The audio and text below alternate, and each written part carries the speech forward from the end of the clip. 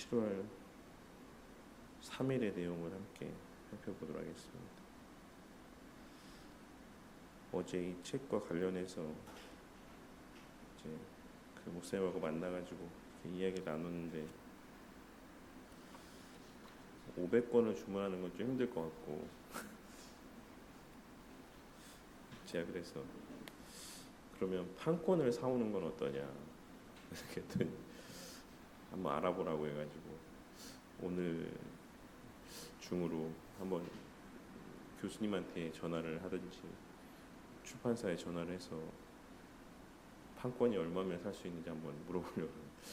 근데 그렇게까지 비싸지는 않다고 하는 것 같던데 교수님이 그래도 이제 그런 인지도가 있고 또 그 위치가 있으니까 얼마인지 한 1,000만 원 정도까지면 사올 의향이 있는 것 같은데 한번 알아보고. 그래서 여기 그 경향문화사라는 곳이 있거든요. 그래서 관련된 책들을 이제 출간하는데 판권을 사오면 이제 거기서 원하는 만큼은 계속 이제 찍어낼 수 있으니까 어차피 뭐 이것만 하고 끝날 건 아니고 뒤에 이어지는데 계속 건들이 있어가지고 한번 잘 얘기해 보도록 하겠습니다. 오늘은 95문답입니다. 모든 사람을 향한 도덕법의 용도인데 네 가지에 기대하는 효과에 대해서 말씀을 하고 있고 또한 모든 사람에게 또 공통적으로 이것이 부여되는 이유에 대해서 먼저 서술을 하고 있습니다. 그래서 그 네 가지 뒤에 이어지는 네 가지에 기대하는 효과를 통해서는 어제도 제가 말씀을 드렸던 것처럼 사실 여기에는 첫 번째, 두 번째에 이제 해당되는 첫 번째 용도, 두 번째 용도에 해당되는 내용들이 여기에 언급되어져 있다라고 할 수가 있습니다. 그래서 기본적으로 사람이 어떻게 살아가야 되는가, 사람이 사람으로서 또 마땅히 지켜야 되는 어떤 그 정도라는 게 있죠. 네, 그 도리라는 게 무엇인가라고 하는 것들을 알려주는 기능들이 있고, 그래서 당연히 이것은 모든 사람에게 해당되어지는 것이다라고 할 수가 있고, 또한 둘째로 그래서 또 그것에 비추어서 자신의 죄인됨과 무능함을 또 알게 하는 역할도 하는데 모든 사람에게 다만 차이가 있는 것이죠. 이제 이것이 하나님의 택하신 자들에게는 결국 그러함을 통해서 하나님에게로 그리스도에게로 나아가게 하는 역할을 한다라고 한다면 하나님의 택하지 않은 자들에게는 그냥 그걸로 끝입니다. 그냥 그 자신의 무능함과 어떤 죄인됨, 연약함을 그냥 깨닫게 하는 것으로 끝이죠. 네. 하지만 그럼에도 불구하고 어쨌든 하나님의 택하신 자나 택하지 않은 자나 그들에게는 공통적으로 이 도덕법을 통하여서 그 자신의 무능함과 죄인됨을 깨닫게 하는, 그래서 그것이 나중에 되면 결국 예수님의 재림 때 심판대 앞에 서게 되었을 때 그 누구도 결국에는 핑계할 수 없는 하나의 거리들이 되는 것이다라고 할 수가 있는 것입니다. 그래서 그런 내용들을 오늘 95문답에서 다루고 있는데 그 내용을 같이 한번 읽어보도록 하겠습니다. 먼저 95문답의 내용을 한번 같이 읽어보겠습니다. 시작. 모든 사람에게 도덕법은 무슨 용도가 있습니까? 도덕법은 모든 사람에게 다음의 용도가 있습니다. 도덕법은 하나님의 거룩한 성품과 뜻과 사람의 의무를 알려주어 이를 지키도록 의무를 부과합니다. 또한 사람들에게 이를 지킬 수 없는 무능함을, 그리고 자신의 본성과 마음과 생활의 죄로 오염되어 있음을 깨닫게 합니다. 그리하여 이들이 자신의 죄와 비참함을 느껴 겸손하게 되고 그리스도와 그분의 완전한 순종이 자신들에게 필요하다는 것을 더욱 분명히 깨닫도록 도와줍니다. 이렇게 이야기하고 있습니다. 말씀 요절을 같이 한번 읽어보겠습니다. 시작. 나는 여호와 너희의 하나님이라. 내가 거룩하니 너희도 몸을 구별하여 거룩하게 하고 땅에 기는 길짐승으로 말미암아 스스로 더럽히지 말라. 나는 너희의 하나님이 되려고 너희를 애굽 땅에서 인도하여 낸 여호와라. 내가 거룩하니 너희도 거룩할지어다. 이로 보건대 율법은 거룩하고 계명도 거룩하고 의로우며 선하도다. 누구든지 온 율법을 지키다가 그 하나를 범하면 모두 범한 자가 되나니 간음하지 말라 하시니가 또한 살인하지 말라 하셨은즉 내가 비록 간음하지 아니하여도 살인하면 율법을 범한 자가 되느니라. 또 주의 종이 이것으로 경고를 받고 이것을 지킴으로 상이 크니이다. 자기 허물을 능히 깨달을 자 누구리요. 나를 숨은 허물에서 벗어나게 하소서. 그러면 어떠하냐? 우리는 나으냐? 결코 아니라. 유대인이나 헬라인이나 다 죄 아래에 있다고 우리가 이미 선언하였느니라. 모든 사람이 죄를 범하였음에 하나님의 영광에 이르지 못하더니 그러면 율법이 하나님의 약속들과 반대되는 것이냐? 결코 그럴 수 없느니라. 만일 능히 살게 하는 율법을 주셨더라면 의가 반드시 율법으로 말미암았으리라. 그러나 성경이 모든 것을 죄 아래에 가두었으니 이는 예수 그리스도를 믿음으로 말미암는 약속을 믿는 자들에게 주려 함이라. 그리스도는 모든 믿는 자에게 의를 이루기 위하여 율법의 마침이 되시니라. 아멘. 그래서 이 내용들을 보시면 첫 번째 언급되어진 내용, 첫 번째, 두 번째 각주의 내용들까지 언급되어져 있는 도덕법은 사람에게 다음의 용도가 있다. 도덕법은 하나님의 거룩한 성품과 뜻과 사람의 의무를 알려주어 이를 지키도록 의무를 부과합니다. 그래서 일단 첫째로는 도덕법에는 하나님의 거룩한 뜻과 성품, 하나님이 어떤 분이신지에 대한 계시적 의미들이 율법의 내용들 가운데 담겨 있다라고 할 수가 있고, 그리하여서 그 하나님의 형상으로 지음받은 인간이 마땅히 어떠한 삶을 살아가야 되는가에 대한 의무들, 그리고 또한 깨달음들을 제공해 준다라고 할 수가 있죠. 이는 뭐 칼빈 선생님이나 모든 이제 신학자들이 말씀하고 있는 바와 같이, 그러니까 하나님에 대한 지식과 인간에 대한 지식이 상호간에 긴밀히 연결되어 있다라는 것과도 맥을 같이 하는 내용이다라고 할 수가 있습니다. 그래서 우리는 하나님이 어떤 분이신지를 알게 됨을 통해서 우리가 어떤 존재인지를 알게 되고, 또 그 하나님이 어떤 분이신지를 알게 됨을 통하여서 우리가 어떤 목적 가운데 또한 창조되었고 또한 어떠한 삶을 마땅히 살아가야 되는 존재들인가라고 하는 것들을 깨닫게 된다라고 할 수가 있습니다. 그래서 이러한 내용들이 모든 사람들에게 또한 보편적으로 또 적용되어지는 바라고 할 수가 있죠.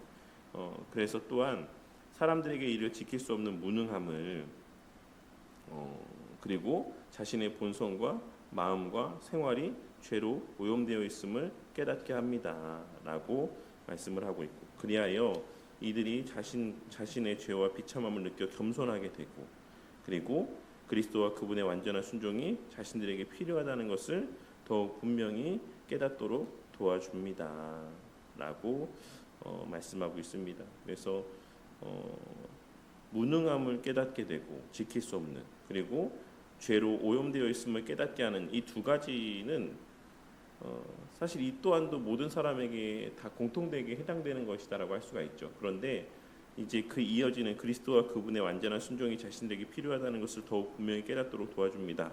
비참함을 느껴 겸손하게 되고, 이러한 부분들은 이제 택하신 자들에게 더욱 효력 있게 작용되어지는 부분이라고 할 수가 있습니다. 그래서 어쨌든 그 모든 것이 모든 사람에게 허용되는 것이다. 하나님께서 택하신 자들에게만 그렇게 죄와 비참함을 깨닫게 하는 것이 아니라 택하지 않은 자들에게도 하나님께서 똑같이 그런 것들을 깨닫게 하시지만, 하나님께서 성령 하나님께서 역사하심을 통해서 택하신 자들에게는 그것이 결국 그리스도에게까지로 나오게 되는 어떤 그러한 은혜의 방편들이 되는 것이죠. 하지만 택하지 않으신 자들에게는 그냥 그대로 그 안에 머물도록 허용하시는 것입니다. 특별한 성령 하나님의 역사가 없이. 그래서 어쨌든 그 모든 것을 깨닫게 하는 바는 모든 사람에게 해당되는 것이다. 그래서 그 누구도 자신의 행함을 통해서 의에 이를 수 없고 마지막 심판의 자리에서 그 누구도 자신은 죄가 없다라고 이야기할 수 있는 자들은 존재할 수가 없는 것입니다. 왜냐하면 그 율법이 요구하는 거룩함의 수준이라고 하는 것이 어느 정도인 것을 말씀하고 있기 때문입니까? 하나님 정도인 것이기 때문에 그래요. 내가 거룩하니 너희도 거룩하라라고 말씀하시는 그 수준이라고 하는 것은 그 본래 지음받았던 하나님의 형상으로 지음받은 그 거룩함의 수준을 하나님께서는 원하시고 또 계획하신 바이기 때문입니다. 그래서 그것은 어디 안에서만 주어질 수 있는 것입니까? 누구 안에서만? 그리스도 안에서만 주어질 수가 있는 은혜이고 또 정도라고 할 수가 있는 것입니다.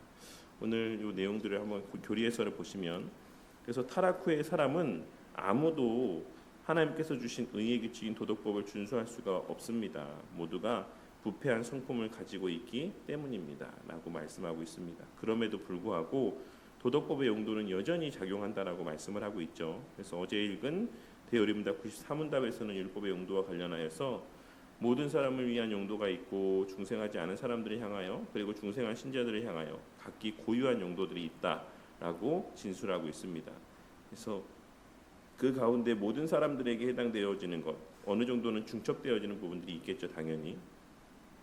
그래서 95문답에서 특별히 모든 사람을 향한 공통의 용도에 대해서 진술하고 있습니다. 그래서 내일 살펴볼 내용이지만 내일 거에 보시면 그래서 중생하지 않은 사람들에게 도덕법이 무슨 고유한 용도가 있냐라고 이제 질문하는 내용에 대해서 무엇이라고 답하고 있냐면, 그것만 잠깐 제가 읽어볼게요. 도덕법은 중생하지 않은 사람들에게 다음의 용도가 있습니다. 도덕법은 이들의 양심을 일깨워 장차올 진노를 피하게 하고 그리스도에게로 오게 합니다. 그러나 이들이 죄의 상태와 죄의 길에 계속 머물러 있는 경우 핑계할 수 없게 하고 이들을 죄의 저주 아래 둡니다. 그러니까 요 무슨 말인지 아시겠잖아요. 그러니까 중생한 자나 그러니까 그 택하신 자나 택하지 않으신 자나 다 이들의 양심을 일깨워 장차올 진노를 피하게 하고 그리스도에게로 오게 하는 어떤 그런 의미, 용도로서 하나님께서는 사실 모든 사람들에게 이 도덕법을 통해서 그 자신의 무능함들을 깨닫게 하시는 거예요. 그런데 그들 가운데 하나님이 택하지 않으신 자, 성령 하나님께서 조명하여 주시지 아니하고 마음 가운데 감동치 아니하고 역사하지 아니하는 자들은 죄의 상태와 죄의 길에 계속 머물러 있게 되는 것입니다. 그리고 그 결과로 그 허용하심의 결과로 그들이 마지막 때의 심판의 자리에서는 이제 핑계할 수 없게 되고 그 죄의 저주 아래 가운데 계속해서 있게 되는 것이죠. 그래서 다음 시간에는 이제 이 내용을 좀 더 깊이 좀 볼 내용들이고, 오늘은 공통된 부분들에 대해서만 이제 서술하고 있는 내용이라고 생각하시면 될 것 같습니다. 그래서 밑에 단락에 보시면 도덕법을 지켜야 될 의무에 대해서 아는 것보다 먼저 알 것은 도덕법을 통해서 알게 되는 것이 무엇인가라고 하는 것을 이제 요 문답에서 언급을 하고 있는 것이죠. 하나님의 거룩한 성품과 뜻을 계시하고 있습니다. 그래서 사람에게 대하여 거룩할 것을 요구하시는 것이죠. 그러니까 이것을 통해서 우리가 지켜야 될 거룩함의 수준이 어느 정도이고 거룩함의 내용이 무엇인가라고 하는 것들을 우리가 알게 됩니다. 비록 우리가 그와 같이 완전히 순종하며 살 수가 없지만 그럼에도 불구하고 우리가 일단은 하나님의 형상으로 지음받았다는 것과 그리고 그 하나님께서 이와 같은 요구들을 우리 가운데 말씀하고 있다라는 사실들을 통해서 모든 사람에게 이러한 도덕법의 요구들이 유효하다라는 사실들을 또한 알 수 있고, 또한 이러한 사실들을 통해서 하나님께서는 어느 정도 이상의 범죄함, 어느 정도 이상의 또한 타락함을 방지해 주시는 역할들을, 기능들을 또 이 율법의 내용들을 통해서 우리에게 또 유익으로 제공해 주고 있으시다라고 할 수가 있습니다. 그래서 밑에 첫 번째 단락이 밑에서 하나, 둘, 셋, 넷, 다섯, 여섯 번째의 내용들, 일곱 번째, 그래서 여덟 번째군요. 하나님을 마음과 뜻을 다하여 섬기고 하나님의 명령과 규례를 지키는 일은 모든 인류들에게 주어진 것이로되 죄 가운데 있는 인류 가운데 이스라엘을 특별히 불러 이 의무를 부과하시는 것입니다. 이러한 의무는 흔히 말하는 율법의 제1용도, 시민적, 정치적 용도를 반영합니다. 하나님께서 거룩하신 분이시며 그분의 뜻이 거룩하니 시민사회에서 살아갈 때 모든 사람은 개인 도덕적 또는 시민적 악을 제어하고 선을 도모해야 되는 책임을 부여받습니다. 그래서 이것이 또 책임이기도 하지만 또한 동시에 하나님께서 보편적으로 모든 인류에게 주시는 일반총의 어떤 모습이기도 합니다. 그래서 이 안에서 사람들은 하나님을 알지 못함에도 불구하고 하나님이 베풀어 주시는 은혜 안에서 일정 수준 이상의 악으로 빠지지 아니하고 이 사회적인 질서들을 유지하며 또 그 일반 계시 안에서의 주어진 도덕에 따라 각종 법과 질서들을 또한 만들어내며 그 안에서의 또 사회가 공동체가 유지될 수 있는 은혜 가운데 살아가고 있는 것입니다. 하지만 그 궁극의 은혜는 누구를 위한 은혜다라고 계속 말씀드렸습니까? 결국에는 자신의 택하신 자들을 위한 은혜예요. 그 안에서 하나님께서 구속 역사를 계속 진행해 가시고 이루시기 위한 어떤 그 터전으로서의 어떤 그 이상의 사회가 망가지지 않도록 보존하여 주시는 하나님의 베푸시는 은혜의 모습의 한 모습이다라고 할 수가 있는 것입니다. 아울러 대요리문답 95문답은 하나님의 거룩한 성품과 뜻을 알리는 도덕법이 모든 사람들을 향하여 작용하는 기대 효과를 네 가지로 제시하고 있다라고 말씀하고 있습니다. 그 네 가지가 무엇이었습니까? 앞에 내용을 보시면 또한 이하로 시작되는 것이죠. 그래서 사람들에게 이를 지킬 수 없는 무능함을 깨닫게 하고, 그래서 자신의 본성과 마음과 생활이 죄로 오염되었음을 깨닫게 한다.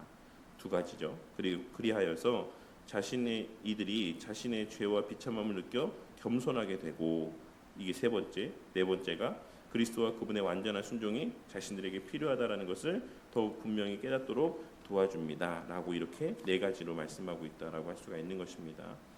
하나는 이 사람들에게 이를 지킬 수 없는 무능함을 깨닫게 하는 것이다라고 말씀하고 있고, 또 그 내용들을 쭉 이어지는 내용들을 통해서 네 가지를 계속해서 말씀하고 있다라고 보시면 됩니다. 다음 페이지에 페이지가 안 나와요. 적용 질문 위에 네 번째 줄에 보시면 대요리문답 95문답은 95항은 이렇게 써 있는 내용만 보도록 하겠습니다. 대요리문답 95문답은 제시하는 이러한 효과는 율법의 두 번째 용도, 흔히 죄를 드러내어 책망하는 용도와 정죄받은 자를 그리스도께로 인도하는 초등교사의 역할을 하는 초등교사의 용도 또는 몽학 선생의 용도를 반영한다라고 할 수가 있습니다라고 말씀하고 있습니다. 그래서 첫 번째, 두 번째, 그러니까 시민적 용도와 그다음에 몽학 선생의 용도가 모든 사람에게 다 해당되어지는 내용들이다라고 말씀하고 있습니다. 그 가운데 특별히 이제 시민법의 용도를 통하여서는 이제 전체적인 어떤 사회 질서들이 유지될 수 있는 그런 시민법적인 기능들을 한다라고 한다면, 또한 동시에 이것은 사람들의 죄를 폭로하고 무능함을 깨닫게 하는 수단이지만, 그것이 택하지 않으신 자들에게는 그냥 거기서 멈추는 것이고, 하나님의 택하신 자들에게는 그것이 그리스도에게까지로 인도하는 그러한 역할들까지도, 그러한 기능들까지도 발휘되어지는 것이다라고 이제 말씀하고 있는 것입니다. 사실 뭐 어제도 얘기했던 내용이고 또 익히 잘 알고 있으신 내용들이기 때문에 그렇게 좀 이해하시면 되겠습니다. 1번의 적용 질문의 내용을 보시면, 여러분은 하나님을 믿지 않는 사람들에게도 하나님의 율법, 특별히 십계명과 같은 계명들이 지켜야 될 의무를 부과한다라고 생각을 하십니까?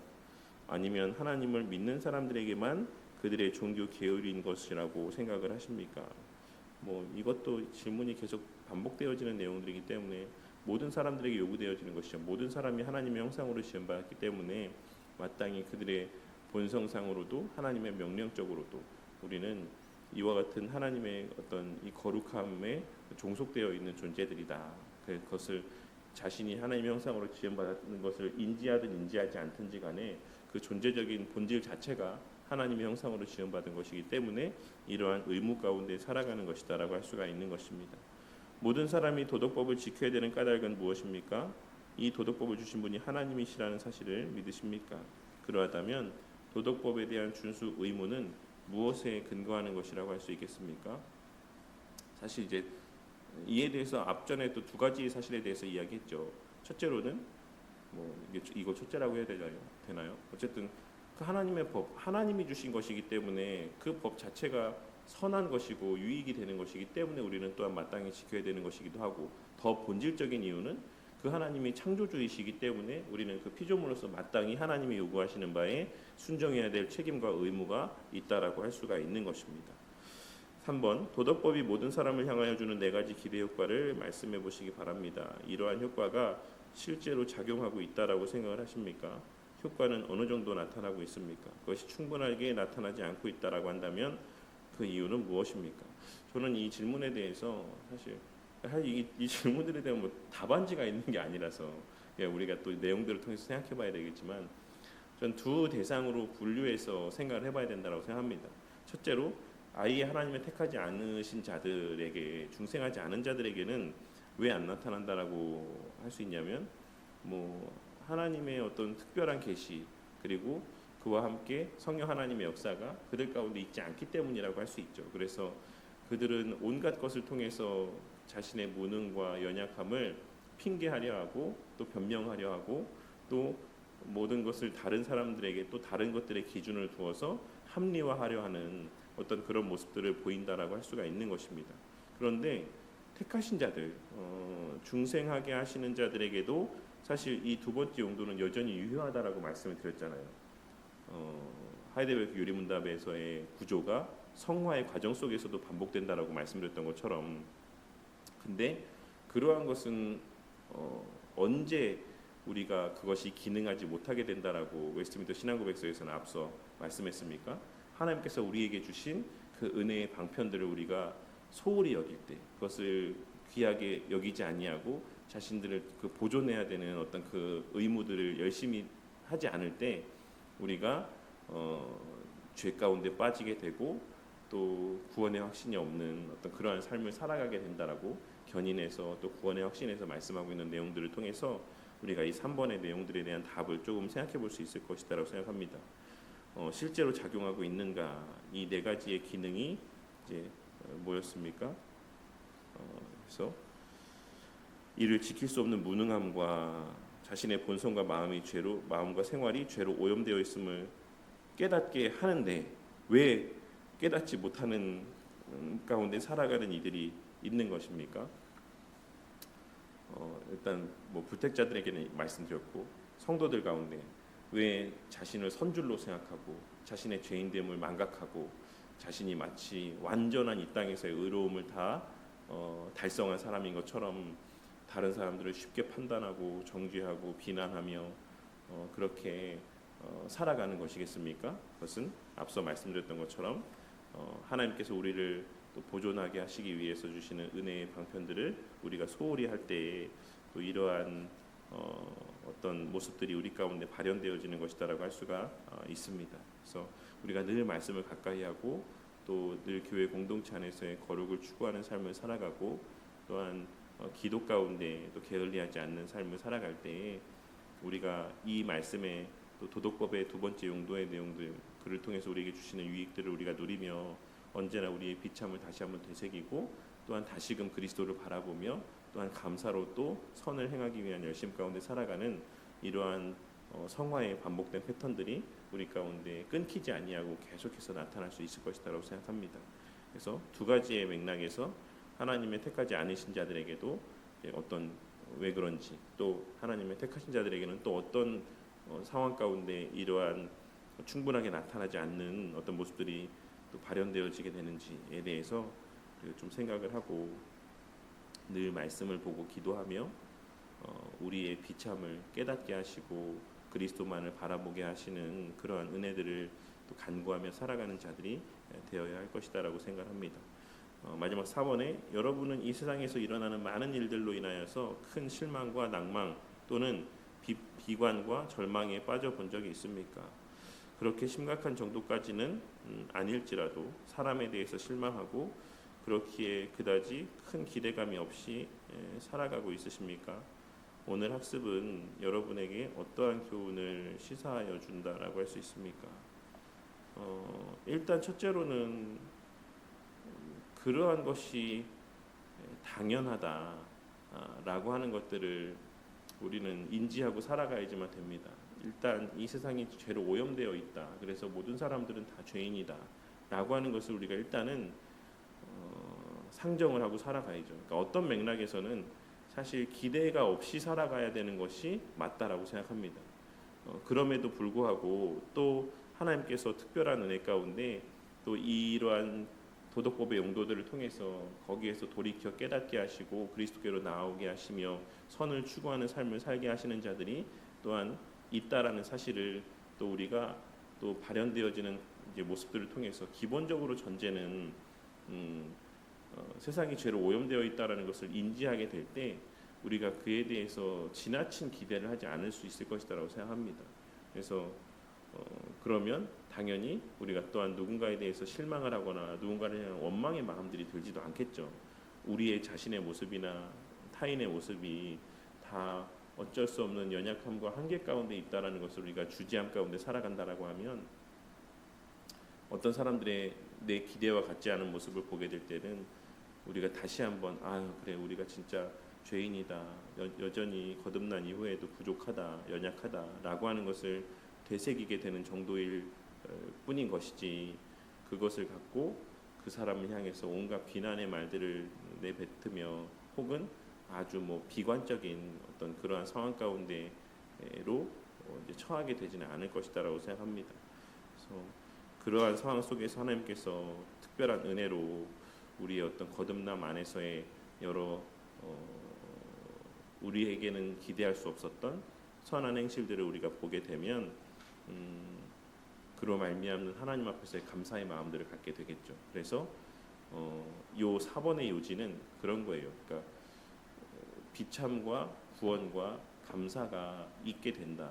일단 비참함을 우리가 바르게 인지하고 살아갈 때에 그로 말미암은 어떤 실망이나 누군가를 향한 원망이나 정죄의 모습들을 갖게 되지 않을 수 있고, 자기 자신에 대해서도 그냥 그것을 나는 왜 이러지? 막 이렇게 해서 절망으로 빠지는 것이 아니라 그래 나는 당연한 그런 존재지 라고 하는 것들을 생각하게 되고, 그래야 해서 다시금 그리스도를 바라보게 되고 또 그리스도 안에서의 누려지는 은혜들을 우리가 또한 감사하며 선을 행하는 삶을 살아가게 될 뿐만 아니라 또 다른 이들을 향해서는 저들에게도 그리스도의 은혜가, 그 하나님의 부어주시는 은혜가 있었으면 좋겠다, 하나님께서 그런 은혜들을 주셨으면 좋겠다 라고 여기며 기도하게 되고, 또 그들에게도 또 그러한 은혜들을 주실 것을 또 기대하고 소망하고 확신하며 더욱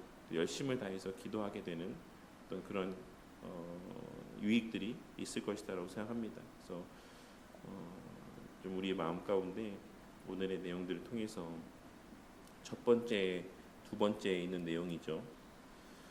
사람들에게 이를 지킬 수 없는 무능함과 자신의 본성과 마음과 생활이 죄로 오염되어 있다라는 사실을 깨닫게 한다라고 하는 것들을 통해서 또한 동시에 이제 그 정도 요구되어지는 바가 하나님의 거룩한 성품과 뜻의 정도이다라는 사실들을 통해서 또한 우리로 하여금 교만하지 않게 하여 주시는 은혜들을 베풀어 주시고, 또한 모든 사람이 당연히 또 이와 같은 본성 가운데 오염된 삶을 살아갈 수밖에 없는 존재들이다라는 사실들을 통해서 우리가 또한 지나치게 낙심하거나 또한 절망케 되지 않는 또 그러한 유익들을 우리 가운데 또 누리게 하신다라고 할 수가 있습니다. 오늘 내용들을 통해서 하나님의 이러한 율법의 용도가 언제나 또 택하신 우리에게도 여전히 늘 유효함으로 말미암아서 교만한 삶을 살아가는 자들이 되지 않기를 위해서 함께 또한 기도하고, 언제나 이 율법이 우리 가운데 택하신 자들에게 또한 주는 유익에서와 같이 언제나 그리스도가 우리 가운데 거듭난 이후에도 여전히 필요하다라는 사실을 깨닫게 되고, 또 그리하여서 그 예수님을 주목하게 되고, 그 예수님 안에서의 주어진 은혜들에 대한 감사와 기쁨이 언제나 우리의 삶 가운데 가득하기를 위해서, 또 특별히 우리의 부족과 연약으로 인해서 절망하거나 낙심하지 아니하고 그러할 때 그 비참의 자리에만 머물러 있는 것이 아니라 다시금 그리스도를 통해서 주어진 은혜로까지 우리의 마음이 또 이어지게 하여 주셔서, 또 그로 말미암는 우리의 비참이 더욱 크게 느껴질 때마다 그러한 우리에게 베푸신 그리스도의 은혜가 더욱 크게 우리 가운데 깨달아지고 그에 대한 감사가 더욱 커져가게 되는 은혜가 있기를 위해서 이 시간 함께 기도하도록 하겠습니다. 그리고 오늘 있을 여러 일정들 위해서 기도하실 때 오늘 여전도 모임 위해서 일상학교 관련된 내용들 함께 나누며 또 말씀을 나누고 또 기도 제목들을 나누며 교제하는 시간들 가운데 또 하나님께서 은혜를 주시기를 위해서 함께 또 기도했으면 좋겠습니다. 그리고 그 이후에 전도하는 시간들 위해서 함께 또 기도하고 어제 제가 이제 어제는 좀 엄청 바쁘게 왔다 갔다 좀 했던 것 같은데 그래서 이제 경영교회 목사님 만나서 행사와 관련된 이야기들을 한참 하고 한참 했는데 저녁 때 또 이와 관련해서 또 얘기를 하다 보니까 한 몇 시간을 얘기를 했는데 서로 또 이해하고 있는 바가 또 다른 것 같아서 또 그거 조율하느라고 또 한참 이야기를 하는 시간들이 있었고 그래서 뭐 사실 그렇죠. 걱정하는 또 염려하는 바가 다를 수 있다라고 생각합니다. 뭐 준비하는 저의 입장과 실제적으로 이제 이 행사의 주체로 여겨지는 위치에 있는 분하고는 또 염려하는 또 바가 다를 수 있을 것이다라고 생각합니다.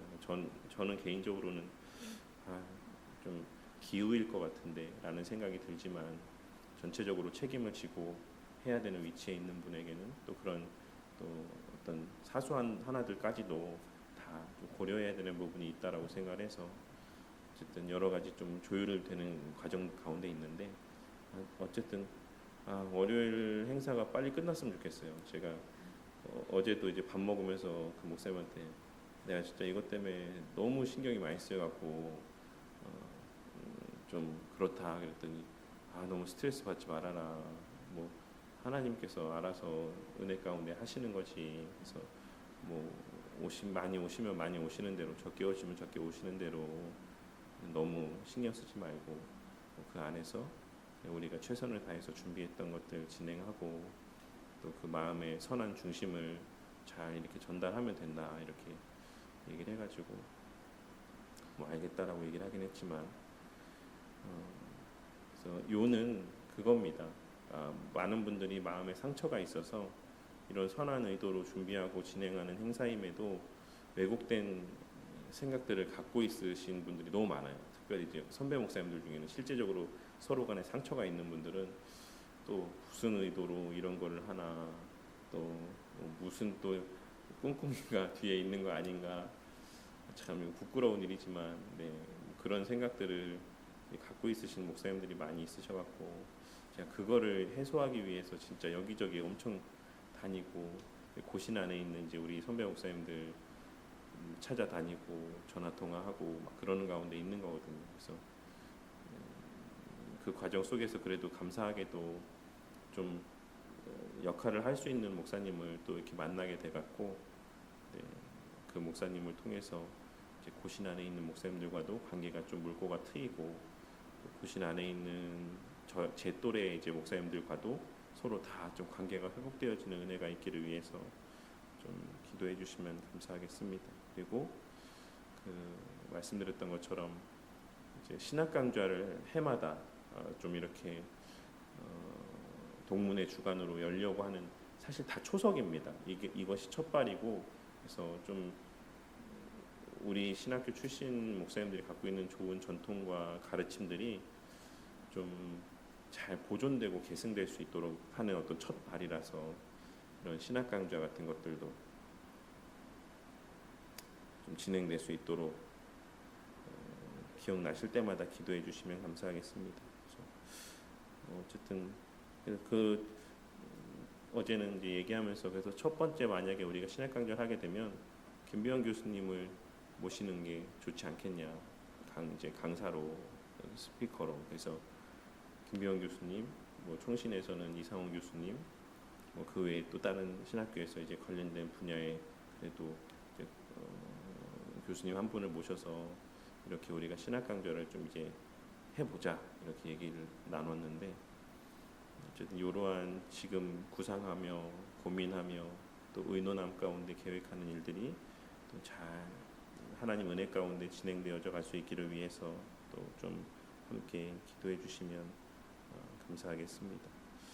네, 그리고 교회 여러 일정들 특별히 이제 우리가 일상학교 준비를 하고 있는데 일상학교 뭐 저도 그렇고 아마 우리 성도님들도 아직은 조금 좀 막연할 수도 있다라고 생각합니다. 우리가 한 번도 안 해봤으니까 우리가 아이들에게 전하고 싶고 가르치고 싶은 내용들은 많지만 사실 그 전체 일정들과 어떤 진행되어져가는 과정 가운데 여러 필요한 부분들 또 준비해야 되는 부분들에 대해서는 아직도 조금 막연한 부분들이 있고 좀 구체적으로 우리가 함께 고민해봐야 되는 부분들이 있는데 그런 내용들이 뭐 시간이 그렇게 많이 남지 않았지만 계속해서 매주 모이며 함께 논의하는 시간들을 통해서 조금씩 잘 구체화되어 가서 행사가 잘 진행될 수 있기를 위해서 기도해 주시고 특별히 이제 그 과정 가운데 혹여라도 뭐 지금 여전도 모임에 모이시는 분들 말고 뭐 그분들도 다 포함이긴 하지만 그 누구도 이렇게 또 행사가 준비되어져 가는 과정 속에서 마음이 상하시는 일들이 없도록 위해서 항상 좋은 일에는 또 선한 일에는 항상 그런 위험들이 존재하는 것 같습니다. 그래서 이러한 시간들뿐만 아니라 개인적으로도 늘 일상학교 관련된 준비들을 하고 고민들을 하실 때 함께 기도도 함께 좀 하며 요 일상학교 관련된 내용들을 우리가 같이 준비했으면 좋겠습니다. 그러할 때 우리가 뭘 논의하는 시간들이거나 혹은 조율하는 우리만 하는 건 아니지 않습니까? 누군가는 또 식사로도 봉사해야 되고 또 그 외에도 여러 가지 세세한 일정들 가운데 함께 하셔야 되는 성도님들이 있으신데 그러한 이야기들을 건넬 때 그분들이 또 감사함으로 기쁨으로 또 반응해서 또 이 모든 행사 진행 가운데 동참케 되고 또 그 모든 진행되어지는 간에도 또 예상치 못한 여러 가지 힘든 순간들을 마주하게 돼도 그것을 거기에 대해서 불평하거나 부정적인 반응을 나타내 보이기보다는 감사함으로 정말 성숙한 모습들을 나타내 보이게 되기를 위해서 계속해서 지금부터 좀 일상학교를 위해서 함께 좀 기도하는 마음들을 또 기도하는 모습들을 우리가 가졌으면 좋겠습니다. 네, 그리고 여러 또 교회 기도 제목들이 있습니다. 이사와 관련된 기도도 있고 성도님들 개개인의 또 가정에서의 여러 가지 또 자녀들과 관련된 기도 제목들이 있고 또 우리 아이들과 관련된 기도 제목들도 많이 있죠. 그 가운데 특별히 지난 주일에 발걸음했던 우리 준하랑 민준이가 이번 주일에도 또 예배 가운데 발걸음하게 될 수 있기를 위해서 정말 열심히 같이 함께 마음을 모아서 좀 기도해 주시고 준하는 민준이도 그렇지만 아침에 일어나질 못합니다. 주일에. 그래서 깨워도 안 일어나고 그래서 예전에 이제 교회를 다닐 때에도 이제 그렇게 일어나지 못해서 오지 못하는 경우들도 많아 있었고 또 점점 꾀가 나는 거예요. 재미가 없는 거죠. 그래서 이제 그 정작 본 시간에는 안 오고 뭐 나중에 좀 늦지막히 온다든지 좀 뭐 이런 일들이 있었는데 우리 준하나 우리 민준이가 또 그 이른 시간에 좀 잘 올 수 있도록 위해서 기도해 주시고 늘 말씀드리는 거지만 교회가 어떤 뭐 학업의 진도를 빼듯이 그냥 공과를 진행하거나 하는 것이 아니라 정말 아이들과의 교감 속에서 이거 정말 이 아이가 이해하고 있는가 받아들이고 있는가 그리고 받아들이지 못하는 것 같으면 무엇 때문에 이 아이가 이 말을 받아들이지 못하고 있는가 라고 하는 것들을 좀 아이들이 어렸을 때 우리 선생님들이 좀 그 부분들에 대해서 캐치하고 좀 이야기 나눌 수 있는 시간들도 다들 바쁘시겠지만 좀 이렇게 꼭 주일이 아니더라도 그런 시간들을 가졌으면 하는 마음이 있습니다. 그것이 신방이죠. 사실 교사 오늘날 시대에는 참 신방이라는 개념이 목사들에게도 좀 예전 같지 않게 좀 소홀히 여겨지는 모습이 있는 것 같은데 교사 선생님들에게는 더 한 것 같아요.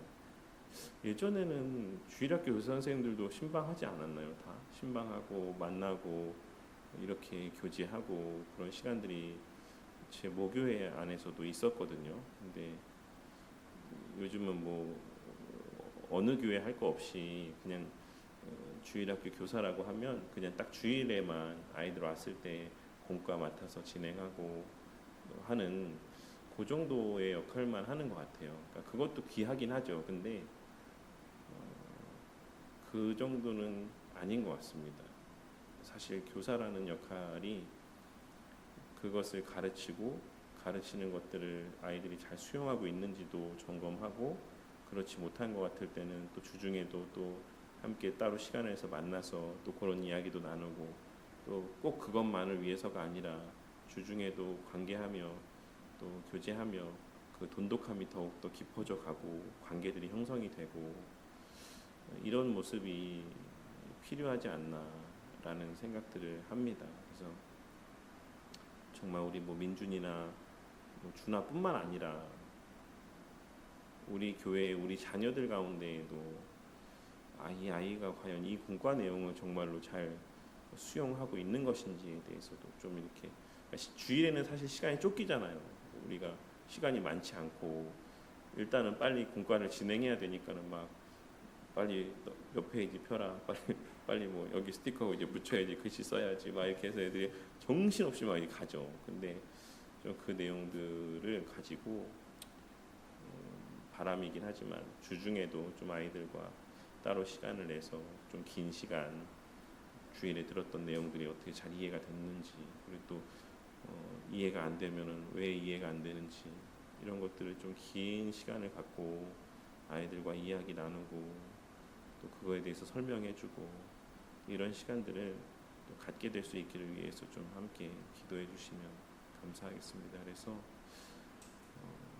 정말 주일에 그렇게만 딱 하고 가면 이 아이들이 1년을 교회 다니고 2년을 다니고 3년을 다녀도 네 아주 의미가 없진 않겠지만 어느 순간 그냥 네 교회 밖으로 나가버릴 수 있는 여지들이 있습니다. 뿌리 내리지 못하고 그래서 우리 아이들 위해서 그리고 무엇보다 아직 어릴 때 우리 준이 정도만 돼도 신준이 정도만 돼도 그 생각이 완전하게 아주 좀 견고하게 이제 형성이 되어서 그거를 깨뜨리고 거기에 복음이 들어가고 거기에 순종하게 되기까지가 점점 더 힘들어지는 것 같아요. 그러니까 아직 어릴 때 뭐 그렇다고 우리 준이를 포기하자는 말은 아니지만 아직 어릴 때 말랑말랑할 때 좀 전하고 아이들이 받아들일 수 있도록 설득하고 계속 기도하고 이 때를 우리가 좀 놓치지 않았으면 하는 그런 마음들이 있습니다. 지혜롭게.